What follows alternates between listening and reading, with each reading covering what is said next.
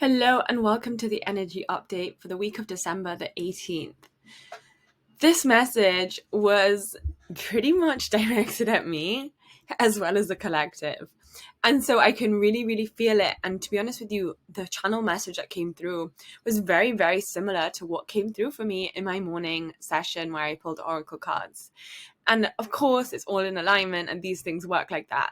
And so really, this message this week is a call inwards.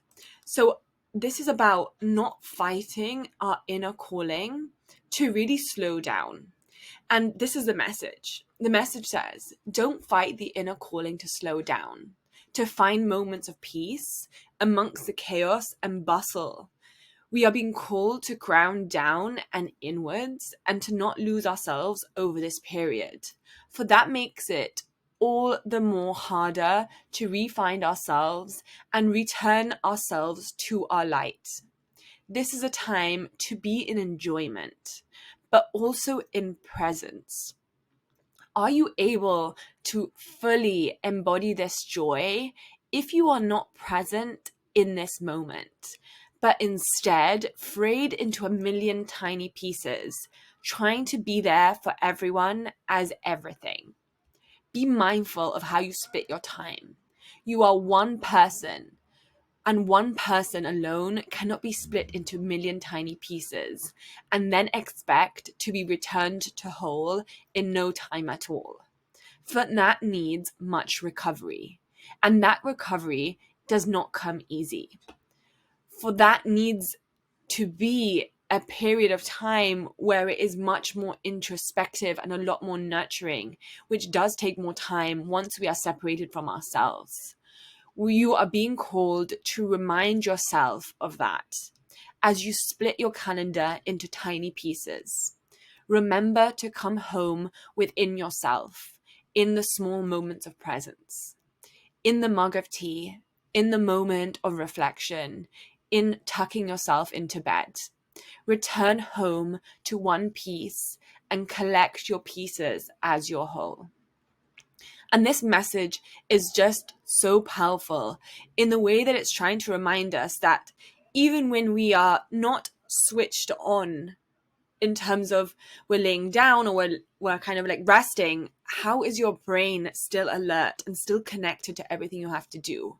Even in that moment, your brain is spread and split into tiny pieces because parts of yourself are thinking and lost within those different things you have to do.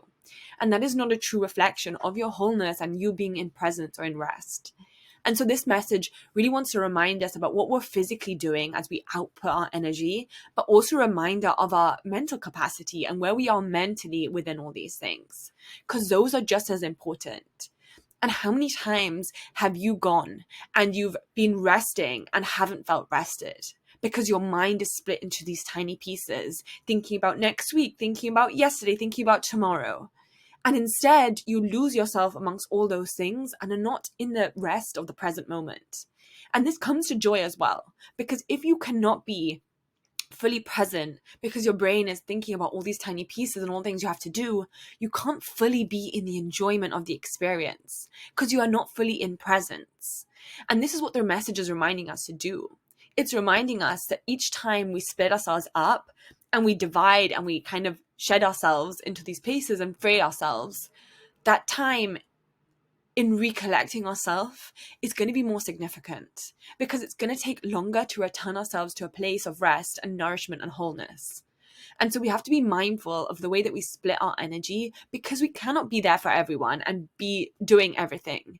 And this is such a message for me because even in my calendar, like split into loads of pieces and trying to fit everything in one day and be there for this person and do this thing and just extending myself far beyond what feels good and feels in enjoyment and presence. And we're all being called to do this, especially at this time where the holidays are going on. And how can we make the time that we spend quality, not quantity? Because by valuing the quality of it, we can help us disconnect ourselves from the brain and all the things that we have to do and instead just be grounded and present in the moment so we can fully enjoy it and be present and embody all the feelings and emotions that it brings up in a positive light. Because that is the quality and the value that time is spent, not being spread into little pieces and not enjoying it. And each time we kind of split ourselves up, we need to remember that that's going to take time to recover. That January period is going to be very tiresome and very taxing on us if we spread ourselves so thin at this time. And so this is, even when they say it, it's like, remember the small moments. You don't need to be thinking about these massive full days off that you need to be doing. No, you need to be finding the small moments that you can come back to yourself. And it is about a moment of presence. And when we talk about coming back to ourselves, it is about this moment of, can I just be still and within myself while I do this thing? Whether it's I drink a cup of tea, I reflect, I do the dishes, I spend quality time, I tuck myself even to bed. In those moments, we can take a moment, like this fraction of a time in our day, to just be in connection to ourselves. We can literally just be in the present moment. And that's this moment of awareness that we can call upon any time. But when we're busy and we're running around, we can't embody that because we don't have the mental capacity or the energetic space to be able to do that. Like, how many times do you think, oh, let me just stop for a second and just, how do I feel? Or what's my breath? Or am I hungry? Am I thirsty? All these really basic things. Because when we're running around, that is not our inclination. We are more in the outside world versus the inside experience. But it's a reminder that we can come home in those small moments. It just takes one moment of having a tea or a coffee and just being like, this tastes really good. And in that moment, that's just a returning to self. And those moments just add up accumulatively. And really, it's about return home to one piece and collect the pieces as a whole. And this part of the message is so important because when we talk about even reclaiming our power and returning to ourselves, it is those moments where every time we have an interaction and we think about something, we can almost think about it as like fragmenting parts of ourselves there. And they're kind of like open-ended things. And just by coming into ourselves and calling our attention and our focus back from these things in those moments, especially before bed, it's the perfect way to just call ourselves back to the present moment and into ourselves as one piece. And then we can go on the next day, and continue to call ourselves back, because it's much easier to do that in the process versus at the very end when we're already shattered into thousands of pieces. Instead, if we can do that and you can just collect ourselves back in, that makes it easier, this recovery time and this calling back to self. And that's such an important message. And you can do that anytime. And I deeply, deeply and highly recommend that, especially before bed, just taking a moment to just be in presence. It could just be when you tuck yourself into bed, just bring the awareness into your body. That's a simple thing that you can do. Like, how do my legs feel? How does my back feel? How do my shoulders feel? My neck, my head? And just bring the awareness in. And you have the opportunity then to be like, how can I call myself back from what I'm thinking about? There's a part of me that's still thinking about this. I'm going to call myself back. There's a part of me that's worried about tomorrow or next week. Call myself back. And in doing that, you really do return to yourself in a way that's deeply, deeply impactful. And it's a reminder to do that, especially over this next week and a half, where it tends to be a little bit more chaotic and bustly. And just a reminder to not lose yourself in all of that, because in losing yourself, it's harder to refine yourself. And this message is so, so, so important. And I just love it. But there is also a bigger picture here. They also want to remind us, and these cards, like this message was a channel message, and now the cards that I pulled felt very different to this message, but it's a reminder of the bigger picture. And especially when we think about these things, we talk about rest and returning to ourselves, we have to remember that we are right now in this more wintry introspective time. The more energetic output time is more in spring. And you're going to really notice a kind of shift in 2024 where it's going to be high energy and quite a lot of movement.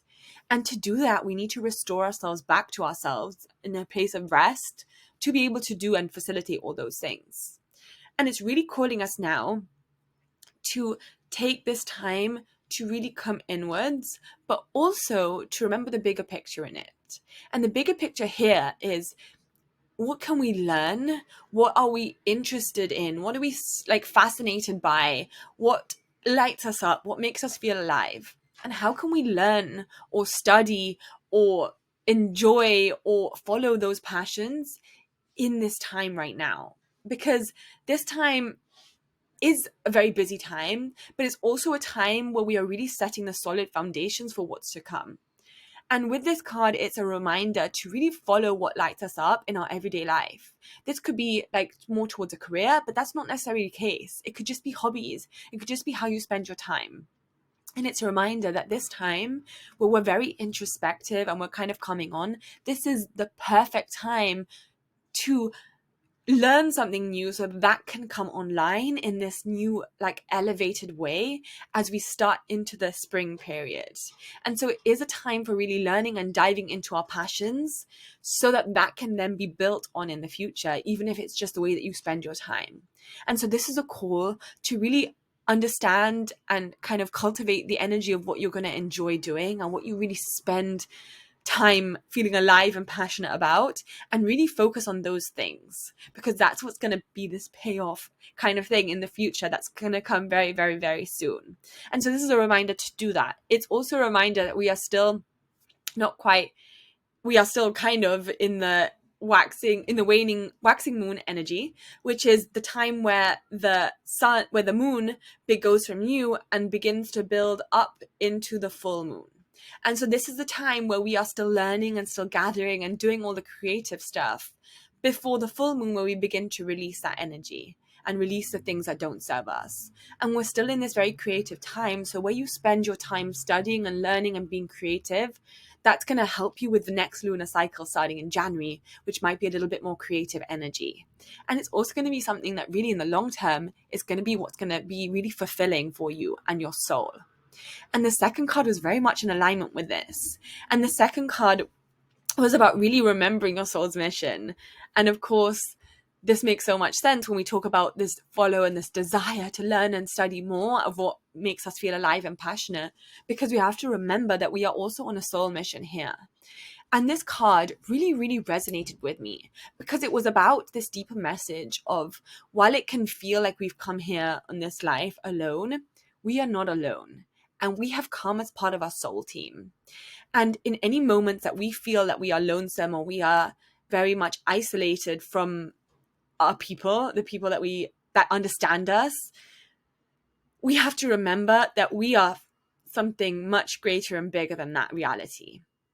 And this is a card that, by following your inner calling, that's going to allow us and facilitate us and light us up in a way that's going to call in the people who are going to understand us and get to know us.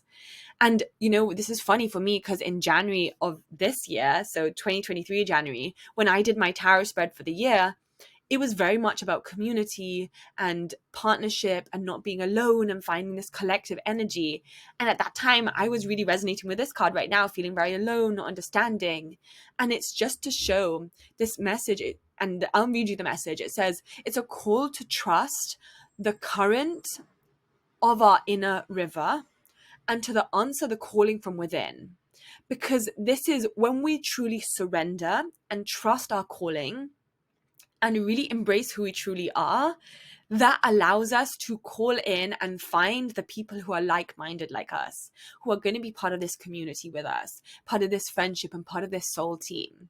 And this message just hits so true for me because this is exactly what my embodiment of 2023 has been, in really allowing myself to surrender and to learn new things and to be really lit by what my passion is and what my calling is, and really just embracing that and surrendering to that being my shift right now and embracing who I am in all of this picture. It has meant that I found amazing community and amazing friends because of that. And had I not surrendered to these things and really been led to be lit up in this way, that wouldn't have happened.